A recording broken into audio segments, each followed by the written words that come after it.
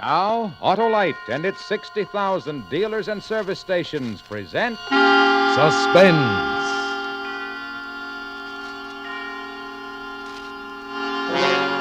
Tonight, Autolite brings you Ronald Colman in Noose of Coincidence, a suspense play produced and directed by Anton M. Leader. If you're a fellow who won't put up with second best, what are you waiting for? Replace those old narrow gap spark plugs with wide gap Autolite resistor spark plugs and see the difference in your car. Your car will idle smoother, give you better power and performance on leaner gas mixtures, actually save gas. Autolite regular type spark plugs have long been standard factory equipment on many leading makes of cars and trucks. And now six of these leading makes of cars and trucks have switched to Autolite resistor-type spark plugs for factory installation on their new 1949 models. The new wide-gap Autolite resistor spark plugs are the spark plugs of today and the future.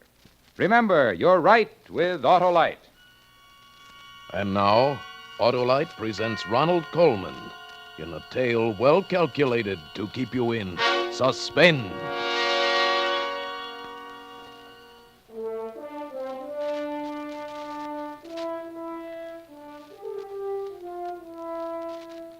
Do you know London?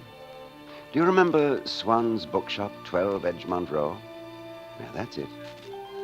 It's hard to believe that such a quiet, unassuming shop was the scene of unusual, even fantastic happenings. The only thing out of the ordinary about my bookshop, although I feel it's most appropriate, is the sign, or rather symbol, hanging above the door. An arm, made of cast iron, holding aloft a flaming torch. I must confess that the sharp angle inside the elbow attracted some distinctly unbookish creatures. Birds, who found the crook of the arm a splendid place for nest building. I rather liked the birds beneath my bedroom windows, but some of my customers complained quite bitterly about their nesting over the door. So each spring, it became my wicked task to clear away the little home that was a building, and then to try in vain to make peace with the birds and my angry conscience. Well, Mr. Swan, is it spring again? Good morning, Constable. Have a care up there on that ladder, sir. Steady. Oh, it's not the ladder that's making my knees shaky. It's this monstrous crime I commit every year. But if you didn't, Mr. Swan, how would the rest of us know it was spring, eh? Yes, a distinguished career. Christopher Swan, calendar to the neighborhood. I'm very honored, sir, be all of us. Thank you, Constable. Begging your pardon, Mr. Swan, but you have a customer in your shop? I do not. Yes, I saw him go in while I was halfway down the street. He walked right under the ladder, he did, with never a care. Brave man indeed. Thank you. Good morning. I'm sorry I didn't see you enter. I didn't hear the bell. May I help you? I don't need help. Your name is Christopher Swan? Yes. Good morning. My name is Christopher Swan. Oh, forgive me, I didn't quite hear. Yeah, but you did. Christopher Swan, sir. Your name, my name. Well, how odd. Why? People must have names. More people than names, therefore duplication. Bound to happen. My card. Oh, thank you.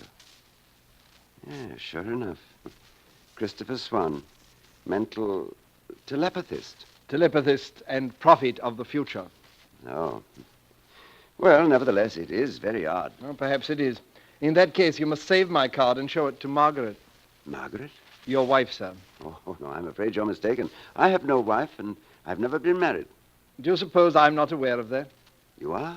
Well, then I don't see how you can... Mr. Swan, mental telepathist and prophet of the future. The future? Yes. Margaret, a young woman, pretty too, red hair. Oh, now, really. I read a good bit about extrasensory perception, Mr. Swan, but when you speak of foretelling the future... You don't believe a word of it. Well, I don't blame you. No one believes at first. And later? Mr. Swan, suppose we drop the subject. I've come here simply to buy some books. Perhaps we may have a little talk in a short time after your marriage.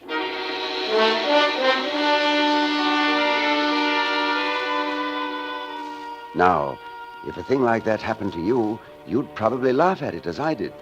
But then if, only 5 days later, you met a red-haired girl named Margaret, and she was pretty, and the fresh perfume of spring began to engage in mortal combat with the bachelor in you, then you might begin to believe that all nature conspired to fulfill the prophecy of Christopher Swan. Of course I want to marry you, but we know so little about each other. Well, I think that's excellent, Margaret. It'll be an adventure, finding out. Oh, you'll be disappointed in me. There's nothing to find out. I don't intend to try.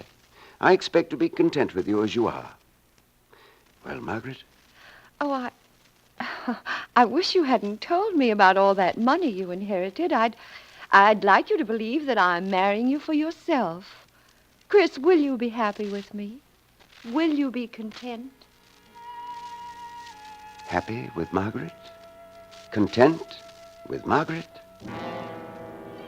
Why, less than 3 months later, anyone within earshot could have told the answer to that. Christopher! Yes, Margaret, I'm coming. Christopher, this back room is a sight. Yes, Margaret. If only you'd do some tidying about here instead of going on as you do. Talk with the customers, day in, day out. And what do you talk about? Books. Nothing but musty old books. Oh, but that's my business, my dear. Well, more's the pity. Why, any man with 50,000 good English pounds in Barclays Bank insists upon running an out-of-the-way little bookshop instead of going out into the world and making something of himself. Margaret, please, there are people in the shop. People.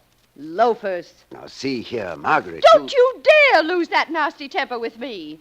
I know you're sorry you married me, but you made a bargain. You might just as well be resigned. Till death do us part, the minister said. Till death do us part.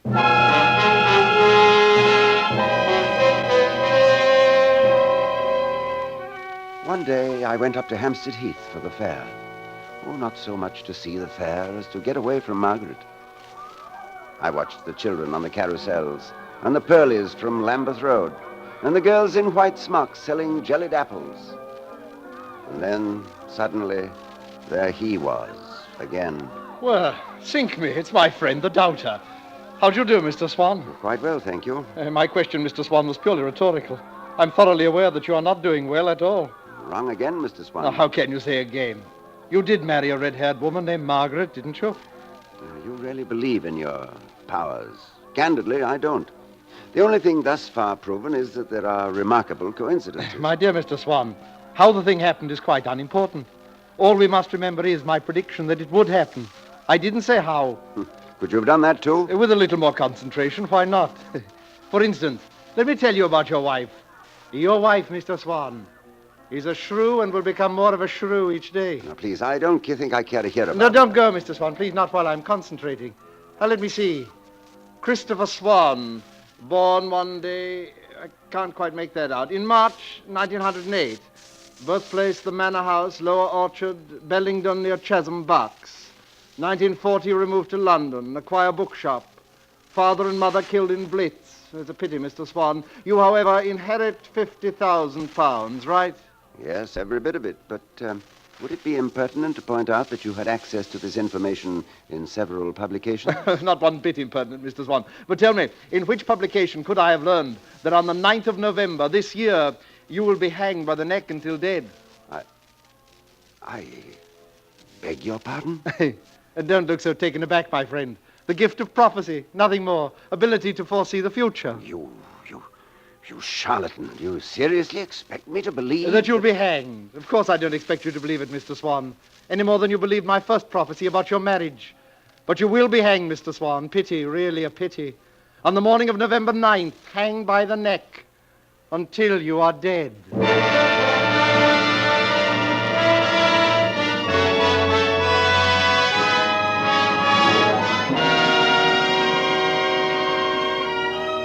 For Suspense, Autolite is bringing you Ronald Colman in radio's outstanding theater of thrills, Suspense.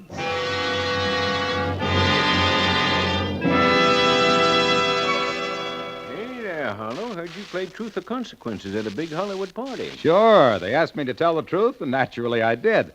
I said, friends, those Autolite resistor spark plugs always give a star performance. Smoother idling, better performance on leaner gas mixtures, and actually save gas. Why, they're bigger box office than a movie star. Hollywood stood for that? Well, I had to tell the truth. Wide gap Autolite resistor spark plugs are the spark plugs of today and the future. Yep, I said, more men go for Autolite resistor spark plugs than for glamorous movie stars. So switch from old narrow gap plugs, Yeah, too. they must have loved you. There I was, telling the truth, and I had to take the consequences, too. Oh, you did? Yeah, they threw me into the swimming pool. Well, it's Duck Hollow. Suspense is on. And now, Autolite brings back to our Hollywood soundstage Ronald Colman as Christopher Swan in Noose of Coincidence.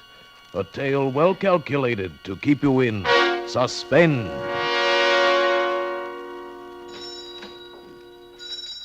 Good morning, Mr. Swan. And a good morning to you, Constable. Well, I hope it's better than the night I had. Oh, fair horrible, that's what it was. Oh, Mr. Swan, do you have any books that talk about spirits? Oh, yes, sir. Some very fine ones. Sir Arthur Conan Doyle. Then there's the American psychologist William James. It's an odd coincidence. That's the man I'm reading now.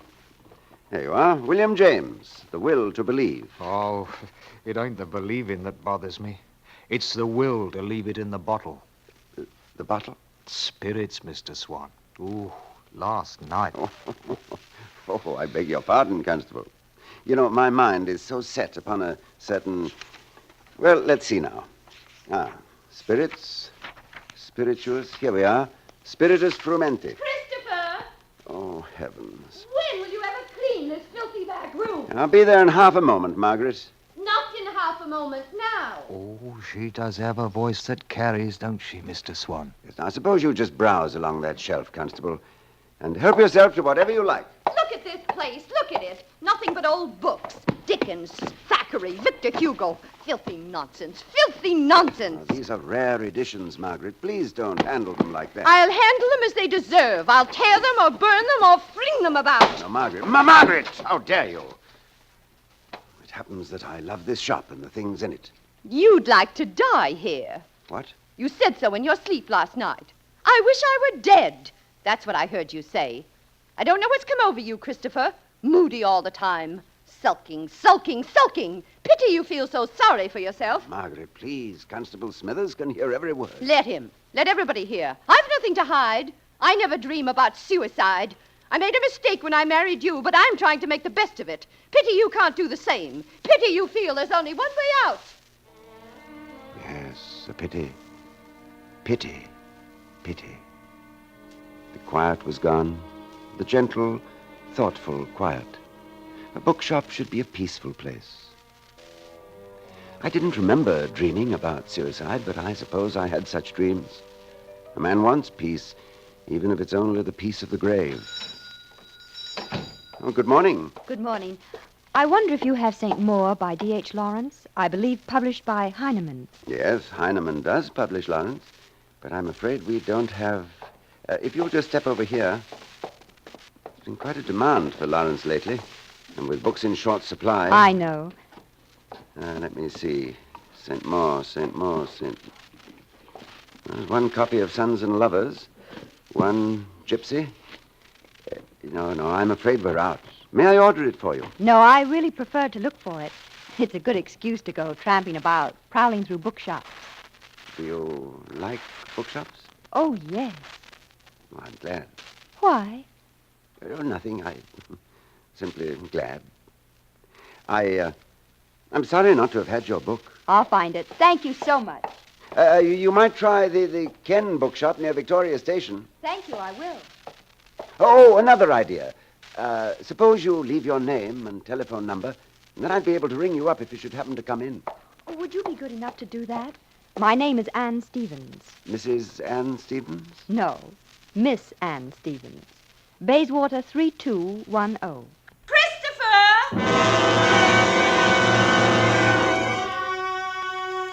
Miss Anne Stevens had red hair, too. But not simply orange red like Margaret's.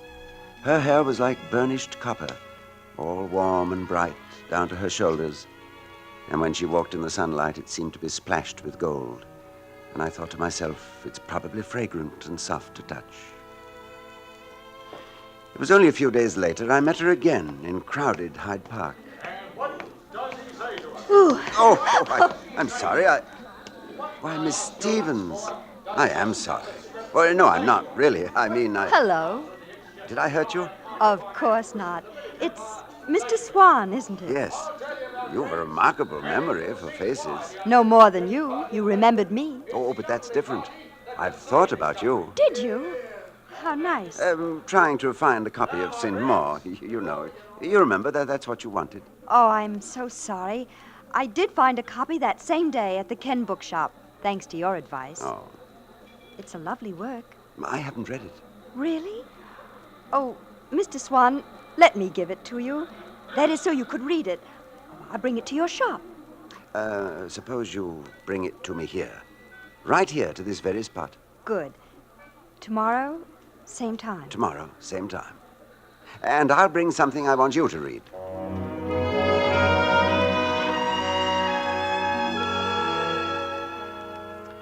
There were many tomorrows, but never enough of them. We talked and walked and spent wonderful hours together. And so many of them were utterly silent because it wasn't necessary to talk.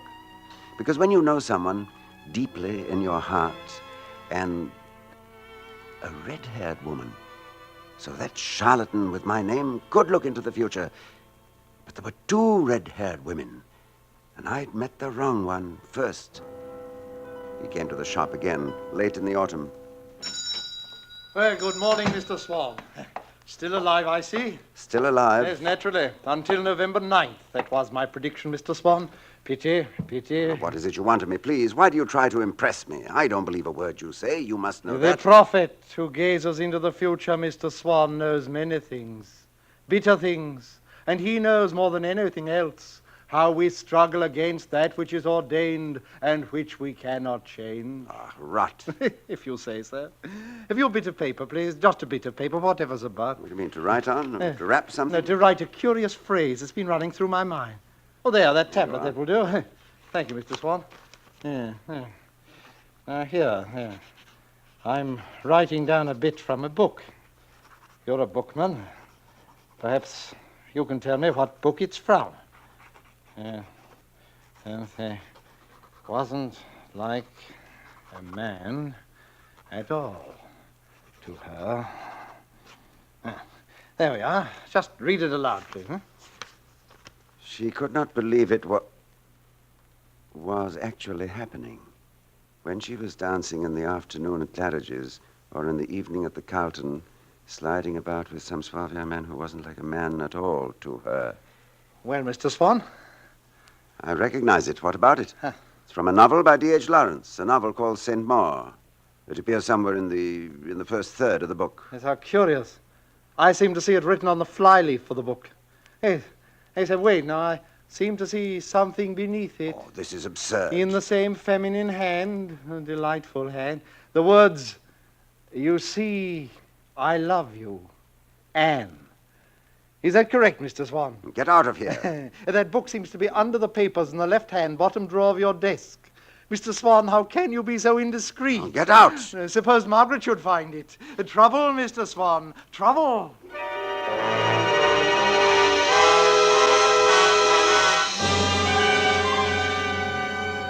What did this mean? How could he know what Anne had written in that book? Was she in league with him? She couldn't be. Not Anne. And yet, I had fallen in love with her, a red-haired woman, as he had prophesied. The answer came soon enough. Christopher, Constable Smithers is in the shop. Oh, is he browsing, buying, or chatting? He wants a copy of a book called St. Maur Constable Smithers wishes to read St. Maur. by D.H. Lawrence. To begin with, I don't believe he had ever heard of it. Second, we haven't had a copy for ages. You should take more pains with your inventory, Christopher. There's a copy right there in the bottom left-hand drawer of your desk. Oh, no, there's not. I say there is. And we'll have to sell it second-hand. Some lovesick girl's written something on the flyleaf. You know Constable Smithers doesn't want that book, Margaret. Of course he doesn't. I didn't think so. And there's no copy of St. Maur in the desk. There we differ. Well, look for yourself. Thank you. I will. And what do you call this? Oh, but it's impossible. Impossible, is it? And didn't I find it here myself this morning, and didn't I read the inscription? You put it there yourself. Oh, now I know you've gone mad. I only suspected it before. Yesterday, the book was in that drawer when Swan predicted that you'd find it there. but I took it out and hid it upstairs in my bedroom. You returned it to the drawer to make his prediction come true.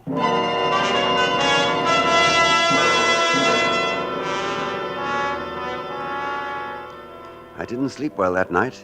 It was the night of November the 8th. Many things had become clear. Margaret knew this fellow Swan, had known him before I met her. Between them, they had arranged his prophecies, the marriage, then the business of the book. This duplicity, this plot against me, was relieved only by one thing. Anne was not in league with Swan, and she did love me. I remember thinking, as I drifted into sleep, that if I could survive the next 24 hours, I would be safe and could free myself for Anne. When I awoke, I found my hands tied to a bedpost with a silk scarf, and Margaret standing at the window that's above the entrance to the shop.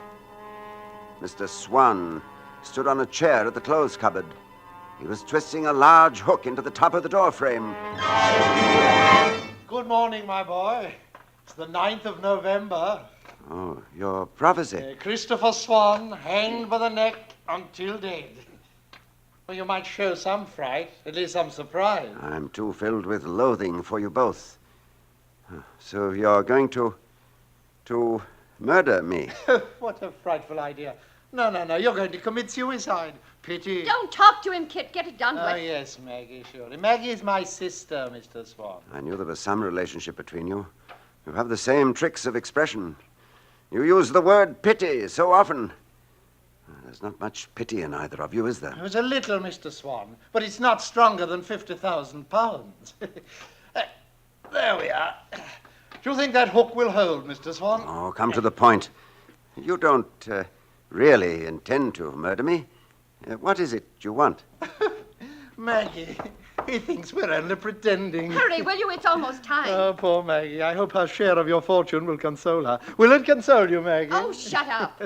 Maggie's having a touch of nerves. Isn't that silly, Mr. Swan? There's no danger to us in this. So many of your customers have heard you threaten to commit suicide. I doubt if one ever did. Oh, they think they did, Mr. Swan. That's all that matters.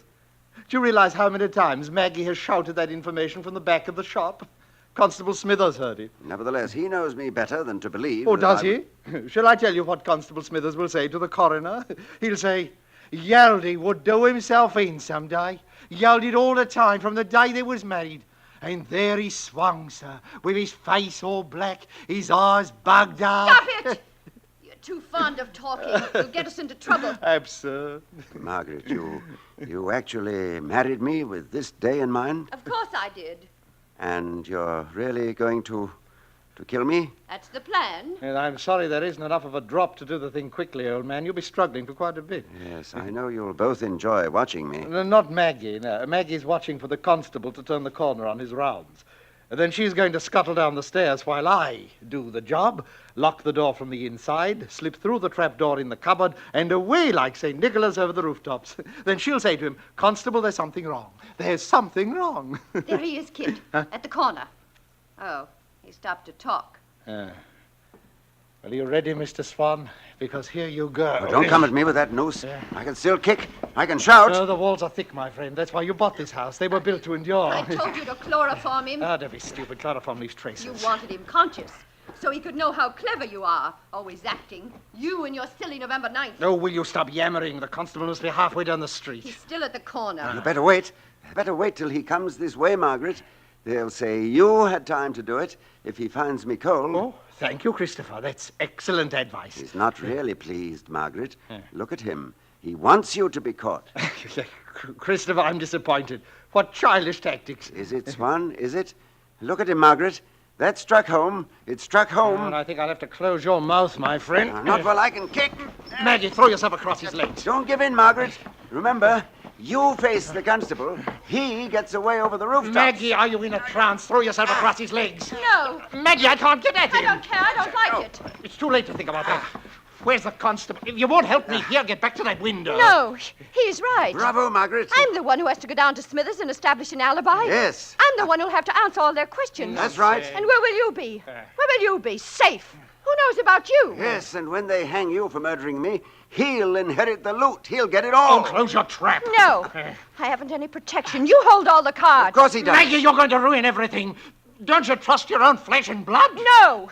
Get back to your Let post. go of me! Back to the window. I'll kill you both. That's it, Go. Margaret. Fight him. Push Fight me. him. Don't push me! I can push too! I can push! Oh. Oh, Kit. Kit. Oh.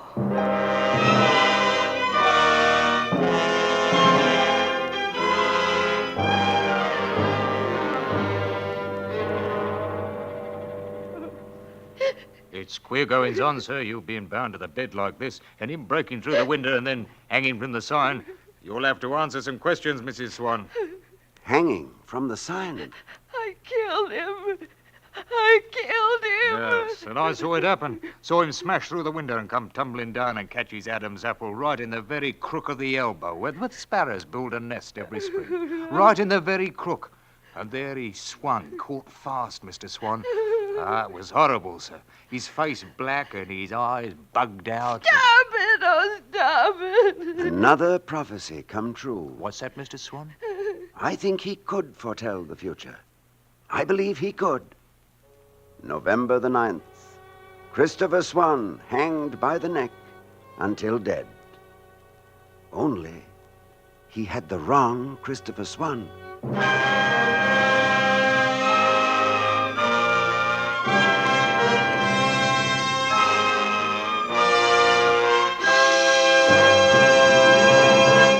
Thank you, Ronald Colman, for a splendid performance. Oh, Mr. Coleman, would you listen to a sound effect with us for a moment? Oh, why, certainly, Mr. Wilcox. Okay, boys. Mr. Coleman, would you say that sounds like Jack Benny's Maxwell? Yes, I'd say there's a great similarity. Well, just listen to what Jack Benny's old Maxwell might sound like if it had new Autolite resistor spark plugs and a complete Autolite ignition system. Mr. Wilcox, if I had a set of those Autolite spark plugs around the house, sooner or later Benny would borrow them. And then perhaps we'd be spared that awful racket. Well, we'll see what we can do, Mr. Coleman. Friends, Autolite resistor spark plugs are made by Autolite men who make over 400 products for cars, trucks, airplanes, and boats in 28 Autolite plants from coast to coast. Yes, sir, and Autolite also makes complete electrical systems for many makes of America's finest cars. Batteries, spark plugs, generators, starting motors, coils, distributors. All ignition engineered to fit together perfectly, work together perfectly, because they're a perfect team. So, folks, don't accept electrical parts that are supposed to be as good. Ask for and insist on Autolite original factory parts at your neighborhood service station, car dealer, garage, or repair shop. Remember, you're always right with Autolite.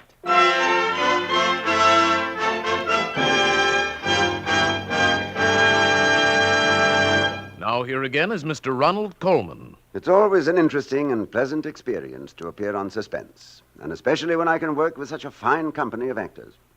Next week, we're all in for a special treat when radio's outstanding theater of thrills presents Edmund Gwenn in a story called Murder in Black and White. Another gripping study in Suspense. Tonight's play was written by William Fifield and adapted for Suspense by Herb Meadow. Music was composed by Lucien Morawek and conducted by Lud Gluskin. The entire production was under the direction of Anton M. Leader. In the coming weeks, Suspense will present such stars as Betty Grable, Mickey Rooney, Bob Hope, and many others. Make it a point to listen each Thursday to Suspense, radio's outstanding theater of thrills. Next Thursday, same time, hear Edmund Gwenn in Murder in Black and White. You can buy Autolite resistor spark plugs, Autolite stay-full batteries, Autolite electrical parts at your neighborhood Autolite dealers. Switch to Autolite. Good night. Here's great news. Suspense on television may be seen in many parts of the country every Tuesday night. This is CBS, the Columbia Broadcasting System.